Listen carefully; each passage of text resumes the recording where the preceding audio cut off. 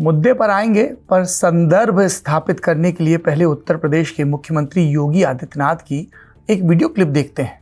3 जुलाई को उत्तर प्रदेश के मुख्यमंत्री डॉक्टर राम मनोहर लोहिया उत्तर प्रदेश प्रशासन एवं प्रबंधन अकादमी में थे और ये बात कह रहे थे। संवेदनशील प्रशासन को प्रोत्साहित करना होगा। हमारा प्रशासन एक कॉमन मैन के प्रति उतना ही संवेदनशील भी हो। उसकी पीड़ा को हम देखें। प्रशासन में इनोवेशन और एक्सीलेंस का एक भाव होना चाहिए। अब आप बरेली की एक महिला का ये बयान देखिए।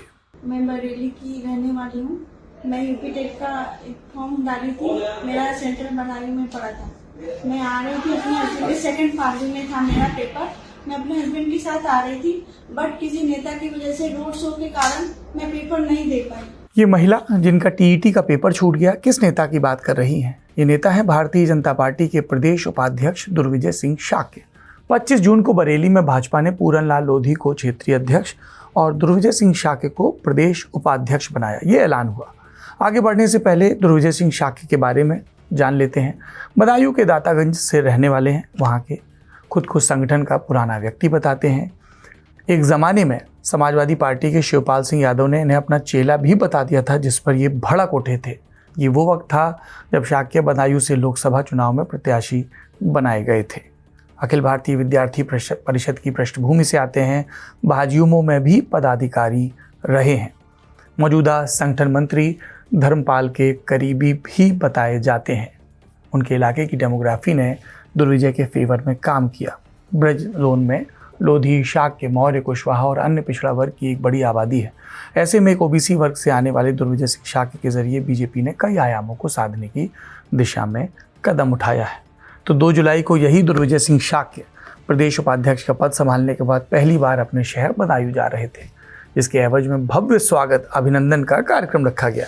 सोशल मीडिया पर एक व्हाट्सएप ग्रुप का स्क्रीनशॉट भी मिला, जिसमें बीजेपी बदायूं के मीडिया ग्रुप के हवाले से बताया गया कि उनका पूरा शेड्यूल क्या है, ताकि कार्यकर्ताओं तक और टिकटार्थियों तक बात पहुंचे और वो आकर नए नए पदाधिकारी का भोकाल कायम कर सकें, उसमें इजाफा कर सकें। दोपहर 1:19 का संदेश देखिए। लिखा है, दुर्विजय सिंह शाक्य का काफिला रसूलपुर पहुंच गया है और भारी बारिश में भी ये आगे बढ़ रहा है। बारिश में काफिला चल रहा है। इसके वीडियो सोशल मीडिया पर भी तैर रहे हैं, डूब रहे हैं और उतर आ रहे हैं। इसके बाद ये काफिला बरेली बदायूं रोड पर पहुंचा, जहां पटाखे फोड़े जाने लगे और उनका अभिनंदन किया जाने लगा। सड़क पर लग गया लंबा जाम और कई घंटों तक लगा रहा। इस जाम में नागरिक फंसे रहे, वोटर भी हैं, पर वोट डालने में अभी कुछ महीने का वक्त बाकी है, तो उनकी चिंता बाद में होगी। कई अभ्यर्थी भी यूपी टेट एग्जाम के दूसरे दिन सेंटर पर देर से पहुंचे। आप ये वीडियो देखें और इसमें लोगों की बातचीत पर भी जरा गौर करें। 3 घंटे अंकल जी सामने बनाई बच्ची का पेपर है। हाँ, कुछ टेंट वेंट लगा हुआ है, पटाखे भी तो फूटे जा रहे हैं सारे। यहाँ पेपर देने जाना है, पेपर नहीं मिलेंगे वहाँ, 1 मिनट से एक्सेप्ट नहीं करेंगे। अरे वो बच्ची का है। बातचीत में लाचारी है, असहायता है। कोई आइडिया नहीं कि आगे क्या हो रहा है, क्यों जाम लगा है, क्यों फंसे हैं। बस फंसे हैं। ये लोग अगर 11 दिन पहले फंसे होते तो उन्हें अपने मोबाइल पर ये खबर भी देखने को मिलती कि 2026 का नीट री एग्ज़ाम 2 बजे शुरू होना था। प्रधानमंत्री नरेंद्र मोदी दोपहर 1:15 बजे दिल्ली एयरपोर्ट पर लैंड हुए और कुछ देर एयरपोर्ट पर इंतज़ार किया, क्योंकि नहीं चाहते थे कि परीक्षार्थियों को एग्ज़ाम सेंटर पहुंचने में किसी तरह की दिक्कत हो, ट्रैफिक प्रभावित हो। और बीजेपी के मीडिया मैनेजर्स ने इस खबर का खूब प्रचार भी किया। बात नरेंद्र मोदी की हुई तो एक और खबर देख लेते हैं। 11 मई को उन्होंने गुजरात में ये बात कही थी। मेरी देश के हर नागरिक से अपील है, जहां संभव हो पेट्रोल डीजल का उपयोग कम करें। मेट्रो का उपयोग करें, इलेक्ट्रिक बस और पब्लिक ट्रांसपोर्ट का अधिक इस्तेमाल करें। कार पुलिंग को बढ़ावा दें। जिनके पास कार है वे एक गाड़ी में ज्यादा लोगों को साथ लेकर चलें।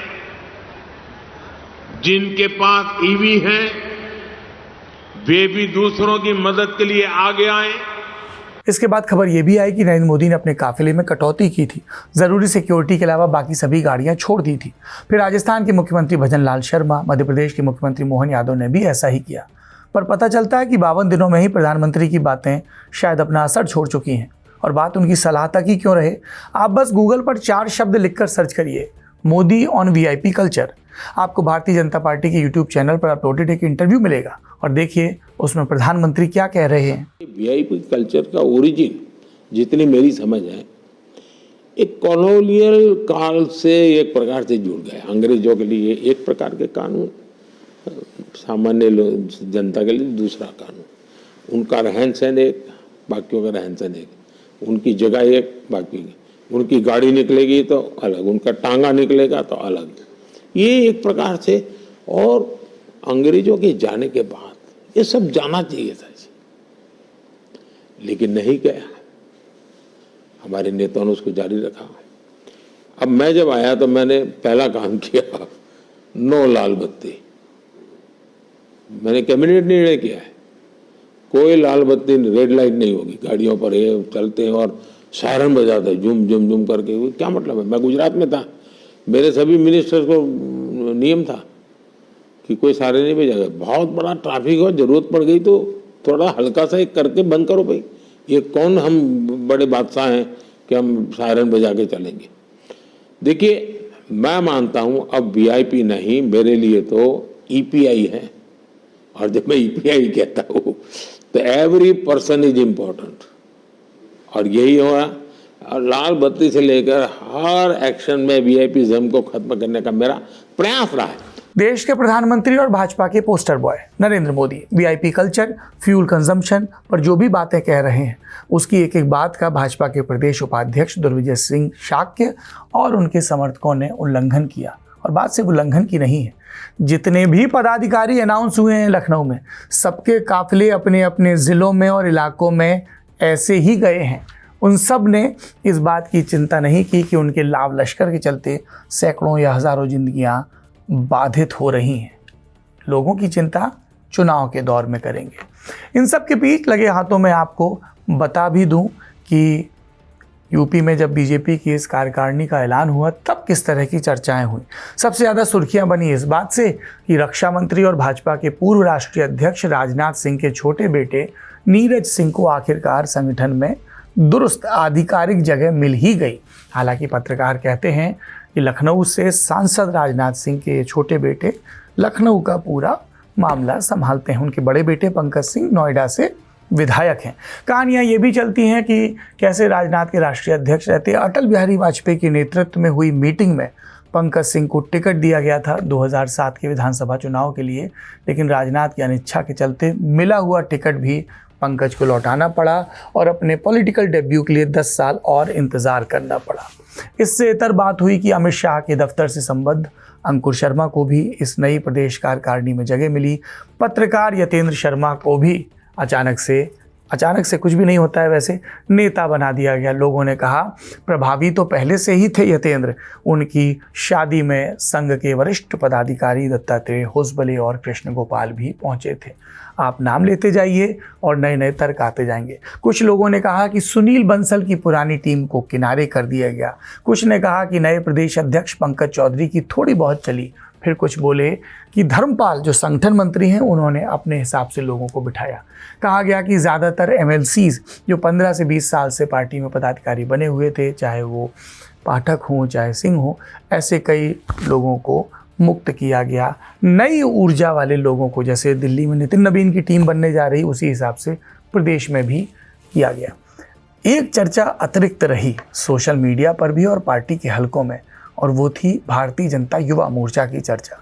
कहा गया कि पहली मर्तबा ऐसा हुआ कि युवा मोर्चा की प्रदेश अध्यक्षी पूरी करने वाले व्यक्ति को रेगुलर संगठन में जगह नहीं मिली। मैं जिक्र कर रहा हूँ एमएलसी और दिवंगत भाजपा नेता ब्रह्मदत्त द्विवेदी के भतीजे प्रांशु दत्त द्विवेदी की, जो भाजयुमो के प्रदेश अध्यक्ष थे और अब कोई पदाधिकारी नहीं है, सिर्फ विधायक हैं। जबकि इससे पहले के सभी भाजयुमो प्रदेश अध्यक्षों को उनका टर्म पूरा होने के बाद पार्टी की प्रदेश कार्यकारिणी में किसी न किसी पद पर बिठाया गया। इस बार ऐसा नहीं हुआ। भाजयुमों पर लगे हाथ एक और बात कर लीजिए। बड़ी चर्चा हुई कि एक बार फिर से सुनील बंसल के खेमे ने हर्षवर्धन सिंह का नाम बताया। अयोध्या फैजाबाद से आते हैं, युवा नेता हैं, पिछली बार भी प्रबल दावेदार थे इस पद के। उनके मुकाबले 2 नाम चले। बीजेपी के भीतर की ब्राह्मण लॉबी ने निखिल मणि का नाम आगे बढ़ाया, लेकिन उन पर भारी पड़े रोहित मिश्रा। इलाहाबाद यूनिवर्सिटी के पदाधिकारी रहे, अध्यक्ष रहे, विद्यार्थी परिषद की बैकग्राउंड है और इनके लिए विद्यार्थी परिषद के राष्ट्रीय मुखिया आशीष चौहान से लेके विनोद तावड़े से लेके सुनील अंबेडकर तक कई लोगों की पैरवी बताई गई। आप देखिए, पद एक है और उसके लिए कितनी बातें चल रही हैं। ऐसी ही है भाजपा की राजनीति। सत्ता में है तो सबके बीच बहुत जोर आजमाइश है एक एक पद के लिए। बहुत जलसा भी है, जलसा मनाइए, आपको मुबारक। लेकिन जिन लोगों की कीमत पर आपको ये सत्ता हासिल हुई है, उनकी ऐसी तैसी करके जलसा मत बनाइए। चलते चलते आपको एक और दृश्य दिखा देते हैं। भारतीय जनता पार्टी के आधिकारिक फेसबुक पेज पर नीट री एग्ज़ाम के बाद की एक रील है, जिसमें बताया जा रहा है कि कांग्रेस की रैली के चलते ट्रैफिक एक इशू बना, जिससे 3 स्टूडेंट एग्ज़ाम नहीं दे सके। मैं उम्मीद करता हूं कि भारतीय जनता पार्टी अब इस प्रकरण पर भी अपने विचार रखेगी। आप देख रहे हैं इंडियन एक्सप्रेस हिंदी। मेरा नाम है सौरभ द्विवेदी।